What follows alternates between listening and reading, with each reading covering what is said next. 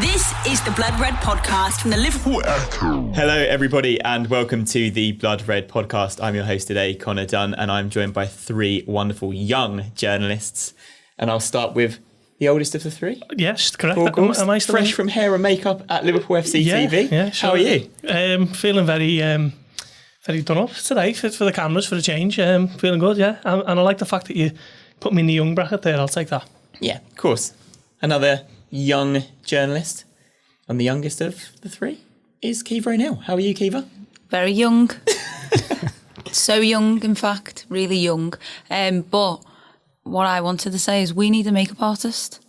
We're on camera. People are watching us. So we can all look as good as Paul. Yeah. That's not possible. Oh, Jason McAteer in here, gave me the compliments again, like last time.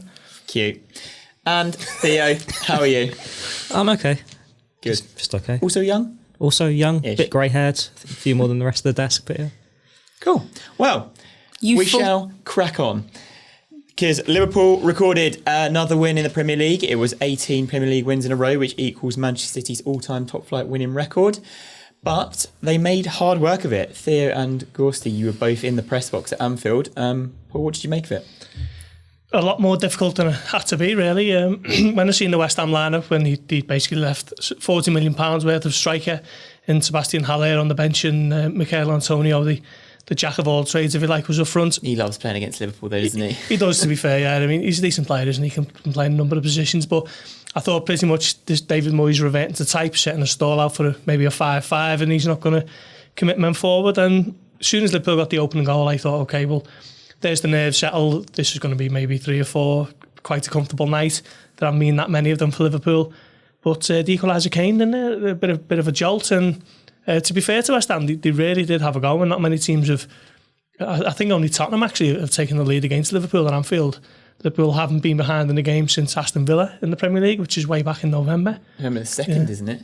Yeah, I think so. It sounds about right. So that just shows you how well West Ham played. But you never really think that Liverpool are going to lose, do you? And at no point did I think about, writing the match verdict that I'm going to have to report on another defeat. I'm going to have to start writing that Liverpool have lost and the invincible tag is gone, because they're just so strong mentally. And as soon as the equaliser went in, you thought, OK, Liverpool are going to win this, and sure enough they did. But once again, it was a hard-fought victory, and I think results, well, I think performances like this just make a mockery of this idea that the league is just, 19 bluffers and one good team in it, because everyone's in it right until the very end against Liverpool, and Liverpool are running away with it. It just shows how strong they are mentally, and the fact that this paucity of quality is probably quite exaggerated. Yeah, absolutely. And I think that's the way it's going to be probably from now on out to the end of the season, or at least until they win it, Caoimhe. The fact that Liverpool are going to be faced with every team treating this like they want to be the first team to beat Liverpool. It's a really tough game, every single game, no matter who lines up against you. And at the end of the day, they're Premier League quality players. Did you at any point think that Liverpool were going to lose that match or even come away with a share of the spoils? No, I didn't. Actually, even when we went behind, there was a bit of I was on the cop for the game, and there was a bit of a change in energy. There was kind of like, oh no, this could be that moment when we actually get defeated. But then it quickly rallied, and I haven't felt an energy like that, especially after Salah's goal. The energy then, Sadio Mane will go down as who scored the winning goal, but it was the cop pretty much. It was one of them feelings where it's just a baptism of fire, a whirlwind. It was like a storm, and Liverpool just called it home, the fans. I just think you can't ever rule this Liverpool team out. It was similar to the Norwich game. I think that goal came towards the end, didn't it? And you kind of thought, is it going to come? You sort of question it, and then it's like, oh no, go on, they've scored again. There it is, we're all right. So it is, I mean, I feel sorry for Paul's had to write about a million wins. That must be getting boring for you, Paul. Yeah, but 26 wins and a draw. It's better than the alternative, isn't it? Writing about them getting beat. Definitely. You think we're all young journalists, as you've already pointed out. We've grown up with Manchester United basically doing this. You think you're wanting them to drop points, and they'll get late winner after late winner. It's quite refreshing for it to be on the other side now, in Liverpool to be the team that are doing it. I think I put in our live doc, but it prompted the Liverpool goal here. It's like, is this going to be the night lucky Liverpool run out of luck? And as soon as I finished typing it, the goal went in. So it's just one of those. Liverpool always find a way. It's remarkable, and it's testament to the character. I think Jurgen Klopp's come out and said it started from winning the Champions League, beating Barcelona. It gave them such belief that they never know when they're beaten. And it's just week in, week out. It doesn't matter who they're playing. It can be West Ham. It can be Manchester City. They normally get the result done. I'm saying normally just because we've seen what happened in Madrid the other week. Hopefully they can make amends for that in a couple of weeks' time. Yeah, absolutely. I'm going to come back to the point you made in a minute, Caoimhe, about the Anfield crowd. But Theo, I'll just stick with you for a minute, obviously, because we had a little discussion before this podcast. Obviously, there was goals from Ronaldo, Salah and Mane. Salah and Mane, obviously, we spoke about them in the podcast before. They love facing West Ham and they got their goals. Maybe a bit fortunate with Fabianski of Salah, but in the end, as you say, Liverpool always found a way. An opportunity was knocking for a certain Naby Keita last night. The jury seems to be well and truly out on him. What did you make of his performance? Because there's some people who say he hasn't got enough minutes, or there's so many stats about him that say he's a great player, but there is definitely some schools of thought here. This was his opportunity. Jordan Henderson is out injured. Liverpool needed their midfield to stand up and be counted. Jurgen Klopp has said in the past, Naby Keita needs minutes. If you give him minutes, you'll see his quality. He did nothing. It was an awful performance for him. He didn't contribute anything at all. Liverpool looked so much better when Alex Oxlade-Chamberlain came on. His very first touch was a shot from 30 yards that only just went wide. The next one, I think he was being pulled back by Mark Noble. And it's like, well, this is the difference Liverpool needed. And you look at Naby Keita and it's like, well, do we run out of time with him now? Do we run out of patience? Because coming to the end of his second season now, and apart from like the odd month here and there, what has he contributed? He's a 50, 60 million pound midfielder and he's not performing like one. And it's all very well saying he needs minutes to get those opportunities, but they're not going to come consistently if when he gets his chance, he plays like that. There are players that just aren't suited to English football. I think Luis Alberto at the moment, he's probably one of the best playmakers in Serie A. Obviously, when he was at Liverpool, he did nothing. If we're thinking further back to, say, Manchester United, they had Juan Sebastian Veron, one of the best midfielders to come out of Argentina. Didn't do it in the Premier League at all, but every European night, that was his night. He was good in Europe. Maybe Naby Keita can stake a claim for the Champions League games. He's always done well in Europe for Liverpool. He's just not doing it in the Premier League. And is it really enough? I don't think it is. Yeah, fair enough. Would you agree with that assessment, Gorst? And talk a little bit specifically about how I think Oxlade-Chamberlain totally changed the dynamic for Liverpool, added a lot of impetus in the game, pace, and just exactly what Liverpool needed. Yeah, undoubtedly it was Oxlade-Chamberlain's night over Keita's, wasn't it? But thinking about Keita, just as Theo was talking, and Liverpool had a bid rejected in June 2017 for Keita, their first bid. So it was someone who Jurgen Klopp was desperate to have, and Liverpool pursued him for a long time and waited a long time before they could actually sign him. They agreed that deal in August later that year, didn't he, for him to come the following summer.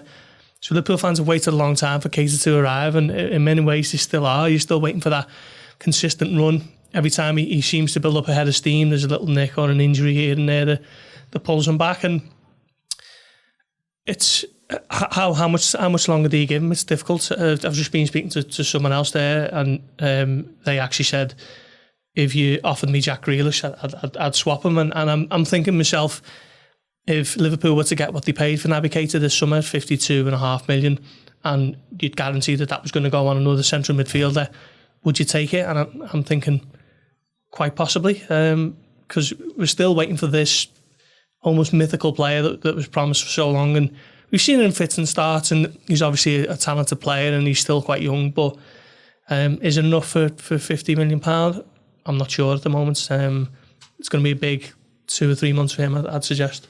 I think it's difficult, like Paul mentions, the injuries have always sort of curtailed any good run of form he's had.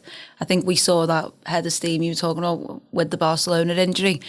I think it's hard for him because Liverpool's midfielders are like almost at their peak in their careers. You find in Henderson, Wijnaldum and Fabinho all, I know Fabinho is still finding his feet after his injury, but you feel like they're all, the best at the minute in, for Liverpool. It was kind of similar to when Gerrard left and Henderson had to fill that. It's kind of like, it was always going to be hard for Keita coming in, taking on the number 8 anyway, added pressure. And then he hasn't had that run. And it is kind of like you just sort of want to shake him almost and be like, come on, like, show us what you're made of. But he does need that run, doesn't he? The minutes. Otherwise, we just write him off and leave him on the bench then. You can't. Klopp, I don't think, is willing to do that yet. So I think there will be a decision, you think, made in the summer, or did Liverpool just sort of keep hoping this player that they thought they were getting is going to show up? Because I know fans are hoping, but you do grow tired. Like Theo made a good point, you do grow weary, don't you? Yeah, of course. It's like you were saying there. You say he needs the minutes, but I mean, when he's getting these minutes and he's getting these chances, I just don't think he's showing enough to prove. Why should he stay in the team ahead of Oxlade-Chamberlain now? And then you've got like Curtis Jones coming through as well. But with Oxlade-Chamberlain, he's made that shirt his own now. He's got to start at the weekend. Before we had the players coming back from injury, it was the same midfield trio, wasn't it? It was Henderson, Wijnaldum and Oxlade-Chamberlain. You think, fair enough, you'd reserved it. And it was the same thing every week. And then now you're looking at it, when Klopp's wanted to rotate his players after the mid-season break to see what they've all got. He's had a couple of injuries, and Keita is just, he's not delivered. We've seen in other games, if you get at him, he disappears. Norwich got around him. Exactly. And like, these are games where you think, grab it by the scruff of the neck, this is yours. You're going to have time on the ball, they're going to defend, they're going to sit deep. You can just run at them now, you can be the difference maker, and he's not doing it. I was so surprised Chamberlain didn't start because of his goals record against West Ham is brilliant. I think he scored more goals against them for Arsenal and us than anyone else. So that was a shock anyway. Maybe Klopp's almost trying too hard to get Keita into the swing of things. Now I think he's sort of answered the question for him, and I don't think he'll start the next game. Yeah, definitely. Do you think last night kind of highlighted the fact that Liverpool really, really do need Jordan Henderson? Yeah, definitely. I was saying on our debrief last night, wasn't I? I think Henderson is in the form of his career, so any team would miss him at the moment. So the way he's been so combative, he snaps into tackles. He's so determined that he invariably gets beaten to the ball with the 50-50s. He's got a great range of passing. He's been so pivotal to Liverpool this season. So any team's going to miss the captain, and Liverpool are no different. Don't think it's going to jeopardise anything long term, but yeah, I mean, I think there was a little bit of bite missing from Liverpool yesterday, particularly first half. Second half, once the crowd got behind them and they got the tails up, you always felt like they were going to go on to win it. But yeah, definitely Liverpool did miss Henderson a little bit last night. And I'll stick with you, and I'll ask all three of you this question. Do you think that kind of solidifies his credentials to be Player of the Year this year? Maybe, yeah. I wrote something along the lines in the verdict of, I think Van Dijk's getting kind of overlooked because of his consistency, and he hasn't dropped the level at all from what he was doing last season. It's just maybe you just noticing other players a little bit more this season with Liverpool. Don't think you can name one outstanding candidate for Liverpool to be PFA Player of the Year, because it's such a team, isn't it? If someone has an off night, someone else will show up, and it's not a one-man band by any stretch. So I can see why Henderson is getting the calls, because if he's not going to win it this season, he probably never will. But it's great that there's so many Liverpool players in the arguments and the debate.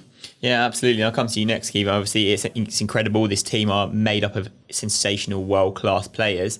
But do you think Henderson, particularly this year, has just raised his level just to another, and I don't mean just in terms of how he plays, but everyone around him? Like we said for Van Dijk, so many times he raises the level around him. It feels like Henderson's done that for just about everyone on the pitch. Yeah, I feel like Henderson almost does it more. You've seen Van Dijk with the captain's armband last night, but wasn't able to sort of rally and drive the troops as Henderson does. I think there was a question, and it wasn't long ago, whether Jordan Henderson should be Liverpool captain. Obviously, now we all know the answer to that one. But, that was a question among fans. Fans were wondering whether he should start games. And the past 18 months, 2 years, he's been absolutely incredible. He's unfortunate that he's injured now. I just feel like he's almost, we obviously know Alexander Arnold, the fan on the pitch, the scouser in the team, but Henderson's been here the longest. He just gets it, and almost what you saw last night was a drop of, like you feel like he almost could be on the cop with you, Henderson, when he's playing. He could be, he's got that like inner fan in him, and it drives the team even when, I think he's been the stalwart for finding ways through. He's always pushed everyone. You'd always see him shouting. I don't know how he does it, because he's always red in the face and, probably not breathing too well, but he's still barking orders. And I feel like, Van Dijk still does that great, and so does Milner and other players. But I just think Jordan Henderson is a phenomenal player, and what he's doing actually physically is unbelievable. But what he does like just as a feeling of a player is incredible, and I think that's why he will be recognised. Yeah, absolutely. How desperately, really, then, Theo, do you think Liverpool are going to need him back for Atletico? Definitely. I think he's made himself arguably the most important midfielder that Liverpool have got at the moment. In the past, I reckon he's probably had a bit of doubt about himself, like he's gone and proven himself on the pitch so many times, but he's always had that shadow over him, hasn't he? He's not Steven Gerrard. So he's probably thought, do I really deserve to be Liverpool captain? Am I in the same breath as the legends that have gone before me? And then you think the last couple of years, well, pretty much since Jurgen Klopp's come in, he had a few spells out through injury. I think he was on the bench the Europa League final when he was coming back. And then when he has been in the team, he's had to be that number 6. And it's not because he deserved to be the number 6. It's because Liverpool didn't have anyone else who could do the role. They go and sign Fabinho, who's one of the best holding midfielders on the planet. And we've just seen in the past 6 months, well, actually Henderson's really good at this. He's not just doing it because there's no one else. He can do that job. But then you put him in the number 8 and he's one of the best box-to-box midfielders in the league as well. Winning the Champions League was a massive moment for him. He's managed to hold up that trophy. It's like, yeah, I deserve this now. I'm here. And whilst Gorst mentioned, you take Van Dijk for granted, you take Salah for granted because they've done it for 2-3 years. Henderson now, we're seeing consistently before he got injured, that this is him. This is what he is as a player. This is what all his teammates have been saying about him for so long, that he's got the talent. He's that important to a team. We've just had to see him shoehorned into a position that wasn't him. Now he's got that confidence and that belief in himself. Everyone can see how good he really is. Yeah, absolutely. Somebody who certainly was very, very good last night and probably Liverpool's best player was Trent Alexander Arnold. He's come in for a little bit of criticism, some ridiculous criticism from the likes of Steve Nicol and others. Fabio Capello even had a chirp after Atletico. Fans were getting on his back. Even at halftime last night, I saw some stuff on social media which is just absolutely mental, because I thought he was probably the one that you would say always brought Liverpool to the attack, always caused problems for West Ham. And what did you make of his performance specifically, Gorst? So it was a complete contrast to the game in Madrid in midweek, wasn't it? I was saying earlier, every time Alexander Arnold gets it, shifts it, I'm always on the edge of my seat thinking this can go anywhere. He'll put this exactly where he wants, and he's got 2 or 3 options that he can easily pick out. And it's a rarity to have someone, a fullback, to be able to do that. Normally, you think of fullbacks who might get forward, just get down the line and just knock it in, hopefully, and see what happens. But he's just so measured and precise with his passing and his crossing. He's an absolute joy to watch. Said a few months back, fast becoming one of my favourite players. 21 years of age, 120-something Liverpool appearances, Champions League winner, will become a Premier League winner. Credit to the city. Absolute joy to watch. I love him. I can't really speak highly enough of him. And okay, it was an off night at Atletico, but that happens. That happens to players. It happens to... At 21 years old as well. Exactly, yeah. You know, you can't really take him for granted and just assume that he's not going to be, you know, the off night here and there, because it's football. And let's just enjoy him, because he could have had a hat-trick of assists last night. As it turns out, he's only got 2 from right back. 12 assists now. Only Kevin De Bruyne's ahead of him. What a player. Yeah, absolutely. Became the first defender to record more than 10 Premier League assists in 2 seasons. World class, best in the world. Caoimhe? He's a king, isn't he? The assist king, and just a general king. I was watching him last night, and there was times when you mentioned there when he's so measured, and at times I was watching, and from where I was, you could see space opening up, and I was like, why isn't he driving into it? And then I was like, hang on, he's got such an incredible temperament that he knows when to drive, when to not, when to hold, when to, you know, play 1-2s, cross it. He's so far beyond where he should be, and you know, it's remarkable. Really is a jewel in the crown of Liverpool at the minute. A homegrown player, you couldn't ask for anything more, could you? Really, from him, he is. I mean, it's almost hard because all of them are so good, and you can't ever single them all out and give them the moment to shine. But he'll be PFA Young Player of the Year, undoubtedly. Again. Yeah. But yeah, that's the point, isn't it, Theo? All of them do shine. And actually, it was Jamie Carragher last night who said on Sky that Liverpool have probably 6 out-and-out world-class players: Alisson, Van Dijk, Trent, and then the front 3. He said he would sell one of those players, and that was Mohamed Salah. Would you agree with that assessment? Would you sell him in the summer to maybe change a little bit of Liverpool's attack, or bring in 2 players or anything like that? I don't think any of them will go this year, and I don't think Jurgen Klopp should look to sell any of them this year. But if you're looking to move one on, it'll probably be one of the front 3, just because we've seen how much of an impact Alisson's had. We've seen how much of an impact Virgil van Dijk's had on transforming this team. Trent Alexander Arnold is unique. You don't want to replace him at all. Selling him. Hope he stays forever. And then like Roberto Firmino, he's not got the goals, so you always have the match of the day viewers that will go, well, he's the easy one to get rid of. But he offers so much when you watch him in games. He is the reason the wide men get the goals. But then you look at Salah, you look at Mane, there are lots of players like them. Doesn't mean they're as good as them, but they're still young. Like Jadon Sancho, for example, he's scoring so many goals in Germany now. You could bring him in, put him on the left, and he'd probably do the job Mane's doing. There are going to be so many other players like that. You could do the same on Salah's side. And it's just that killer instinct to go and deliver in the big moments. When Liverpool signed Mane, when they signed Salah, they weren't really capable of those killer moments. That's why they're at Southampton. That's why they go to Roma before. And it's only when they've come to Anfield that they've stepped up. So there are players out there who could replace them. But when Liverpool have got such chemistry between this front three and they're still delivering, like you wouldn't bet against Salah getting the Golden Boot again for example. It makes no sense tearing it up when it's still working. Yeah, absolutely. I mean, Carragher's assessment does make sense in terms of how much money Liverpool will get for Salah this summer would be out of this world and what they could probably do with it. But as Theo makes a really good point there, the chemistry, the team bond, the thing that they've built is still firing on all cylinders. They're unbeaten in the Premier League. So yeah, what would you make of that? I think Salah is the superstar, isn't he, of this Liverpool team? The one who has the moment. Yeah, not even in terms of on the pitch. The one who you could easily see. Well, we have seen it on the front of magazine covers in New York. He's got murals of him in New York, and just that whole cultural phenomenon that probably isn't really elsewhere in this Liverpool team. The rest of them are kind of superstars on merit on the pitch, and not that Salah isn't, but he's kind of transcended it almost. So you could see why he might be the most valuable player to sell off, but. As Theo says, if it's not broke, don't fix it. I see no real reason to sell Mohamed Salah for any kind of money because he's so vital to Liverpool. He's top scorer again, by the way. He's up to 19. Another one will be... Plenty of assists as well to match. Exactly, yeah. Another one will be 20 for the third successive season. Last player to do that was Michael Owen in 2003.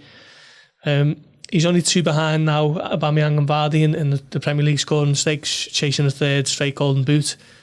Why would you sell him? I can kind of see Carragher's point of view and the thought process there, but why do you have to sell any of them? For me, just keep them here for as long as we can. Yeah, fair enough. Could not agree more. And we will move on slightly, Kiva, as you're on the cop. And I want to talk about the Anfield atmosphere because I think it probably had a little bit of an effect on Liverpool, actually. After that early goal went in, I thought Liverpool fans maybe thought they were going to roll West Ham. And I thought it sounded to me, watching on TV in the office, a little bit flat. Yeah, well, I got goosebumps when they started after the goal. The second West Ham goal? Liverpool's first goal. Obviously, 3 minutes later, West Ham equalised. But in that lovely 3 minutes that we had, it was, now you're going to believe us, we're going to win the league. And you do get goosebumps when you're around that and you're singing along. And it was in that moment you thought, yeah, we're going to roll West Ham over, 4-0, whatever, 3-4 goals. This will be great. And then obviously it doesn't happen and that little bit of doubt comes in. But I think what this Liverpool team have done have almost transformed the fans' belief in them, and Klopp, the famous doubters to believers. Liverpool fans believe now more than ever. And it's kind of like, get to half time, see what's happening, reassess. Even it's like you get to 60, 70, 80, there's always time. There always feels like there's time for this Liverpool team. Being in that crowd, like I said, that whirlwind after Salah scored, you just felt the goal was going to come. That I can't remember it being that loud since, well, I honestly can't remember the last time it was that loud, being on the Kop in particular. When Salah scored, after that, it was just like this sort of like symphony of just whistles and jeers and boos until Liverpool got the ball back, and it was like score now.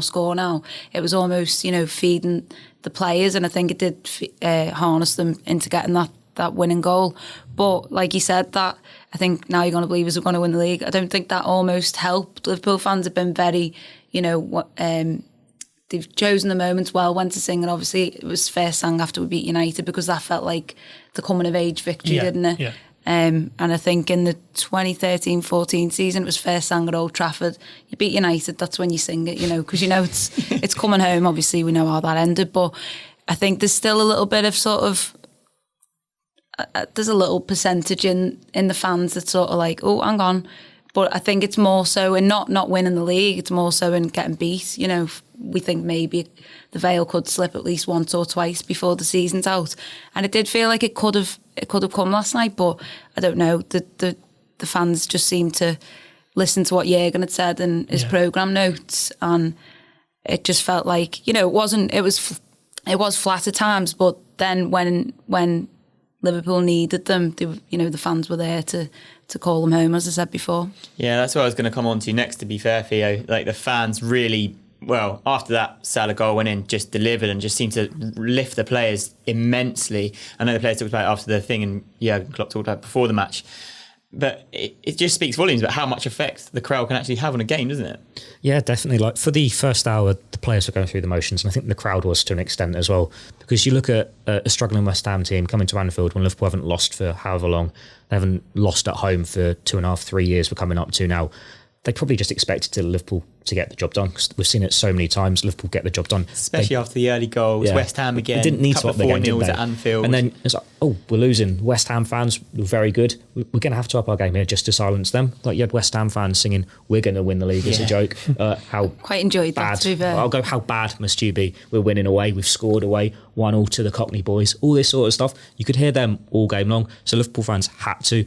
And when you've got such a vocal travelling away sport, that really got West Ham to rise the levels, and it inspired Liverpool late on. And it was, I'm not going to say it was like a European game, but when it's under the floodlights, it had that sort of feel late on. It's like Liverpool need to get it done, and you just expect them to, because it's what is special about the club. And that's why the fans have got such a connection with the team, with the manager, and it all just comes together nicely on the pitch. Yeah, absolutely. Did you have something to add there? Or? Yeah, no, I completely agree with Caoimhe when she mentions Klopp in his programme notes. I wrote as much in the verdict, where Klopp was basically urging the fans on, wasn't he, to say, look, you've still got a part to play.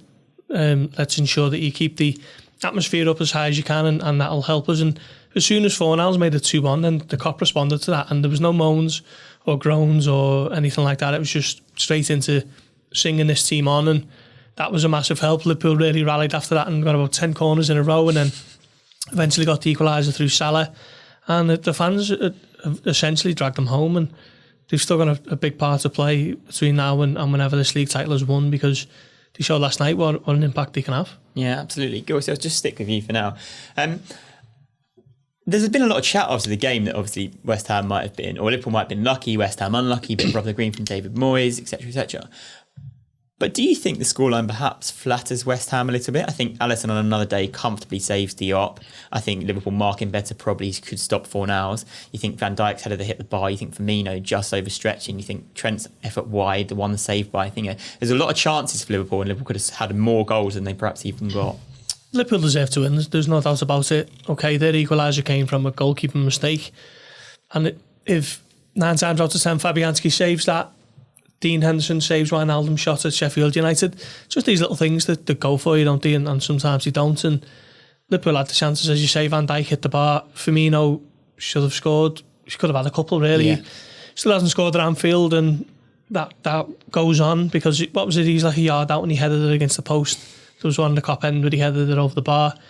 Liverpool done more than enough to come away with the 3 points yesterday. And okay, it was a bit fortuitous to make it 2-2, but you know that happens sometimes, doesn't it? So Liverpool march on and on they go. Yeah, what's telling is the fortuitousness of these goals and stuff. It's not these goals are coming and it's getting Liverpool towards the league title. It's them staying unbeaten.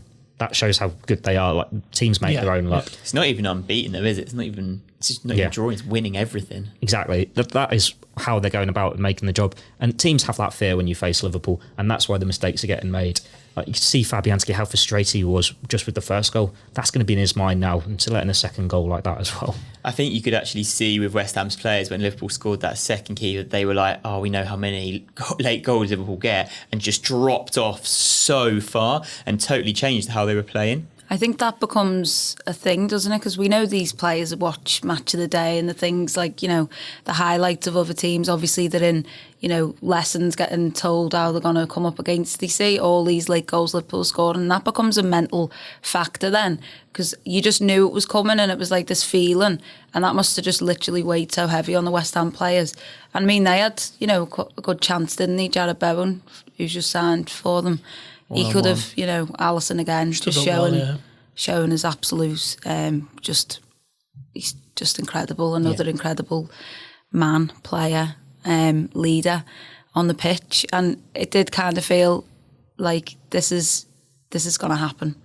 And it did. You know, the same with Aston Villa. You never ever lose that hope, even when Liverpool go behind, which is so rare. I felt like it was just, you got this feeling that they just knew if we drop 2 points here, we're just 2 points further away from our goal. We want to eat that as soon as possible. You know, you want to get there and enjoy it as soon as we can. And you kind of feel that with this Liverpool team. The hunger now feels more so that they're closer to it than ever, but almost further away as well. It was so important to get that, because 2 points drop, you'd just be looking then and it'd be 14 points where it's 12 points to go. That is ridiculous that we're in February and it's 12 points to go. Yes, what the hell? Certainly so. Just before we move on to one of the final points, do you think Liverpool have got a bit of a luxury now with what we were saying there? You know, West Ham dropping off after that second goal, thinking, oh no, Liverpool probably going to get a late goal here. I think it's perhaps the luxury City had last season, where teams would face City thinking, we're probably not going to win. Yeah. When City go one up or come close or equalise, and they're thinking, well, that's almost it. And now I feel like Liverpool have that shoe on their foot now. Yeah, definitely. I think when you were watching the title race unfold last season, you were watching pretty much every Manchester City game, weren't you, alongside the Liverpool ones, and you wanted obviously the opposition to win. And City invariably scored an early goal, and then that was it. And it was like, okay, these teams aren't actually having a go. The only team I ever remember really trying to lay a glove on City in that run-in was Tottenham, and they probably should have scored on another day. But I think City won at 1-0 through an early Phil Foden goal. Everyone remembers that Company goal against Leicester, don't they? But City probably deserved to win that one as well. So maybe Liverpool are getting the benefits of something similar now, where teams think these lads are unbeaten, they've only dropped 2 points all season. How on earth are we going to produce a performance good enough to beat them? And it's going to take something special to knock Liverpool out to stride now in this Premier League. They've only lost we'll exclude the Aston Villa game in the Carabao Cup. So they've only lost 2 all season, both away from home against top-class European opposition who were intent on digging in and sitting deep and defending well in numbers with a lot of quality. Maybe that's the blueprint. In their home stadium. Exactly, yeah. In intimidating home stadiums. Maybe that's the blueprint to beat Liverpool, and they don't come across that every week, do they? No, certainly not. Liverpool are absolutely marching on, as we've said, Theo, and they are currently 22 points clear at the top of the Premier League ahead of Manchester City. City have a League Cup final against Aston Villa coming up, and that means Liverpool are going to play twice before City's next game. Liverpool could be 28 points clear by the time City go to United. What effect could that have? None at all, because City know they've already lost it. Let's be honest. In terms of City trying to stay pace, stop Liverpool winning it the earliest possible, stop Liverpool letting them win it before Atletico come to Anfield, so many things. I don't think it really has that much impact at all, just because it is going to be so early. What we're looking at now is when are Liverpool going to win it, and it's if City drop points, it could be at Goodison. If Liverpool get through in the FA Cup, it might have to be at the Etihad, and that's only really when you think, what's going to happen here? You can delay it properly, because let's face it, it's going to happen. It's going to happen sooner rather than later. The only question is where it comes. And you look at, say, it had to go to the Etihad game. That's the game I sort of worry about, just because we saw City's Centurions. I think they were 2-0 up against Manchester United in the derby. They lost 3-2. Yeah. So you think if Liverpool go into the Etihad winning that game to stay unbeaten, to I think it would be equal Arsenal's 49-game run, and then to win the title, that's when you think this might be too much. But at the same time, Jurgen Klopp said the next game is always the most important. The next 3 points are always the most important. They approach every game the same way. It doesn't matter how far behind City are, because they've got so much breathing space. They know they're going to get the job done. Do you agree there, Caoimhe? Do you think it's just pressure off City now? It's Liverpool's to just no one else's even matter? I think there's a little bit of pressure on City, and it's not in terms of, winning the title, because they're not going to win it now. Liverpool are going to win.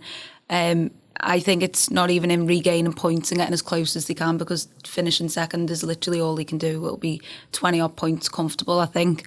I think the one thing for them will be just thinking about maybe next season. They've got all this band stuff coming around their head. They'll be thinking, how far off can we finish from Liverpool without it being something that's going to carry into the next season.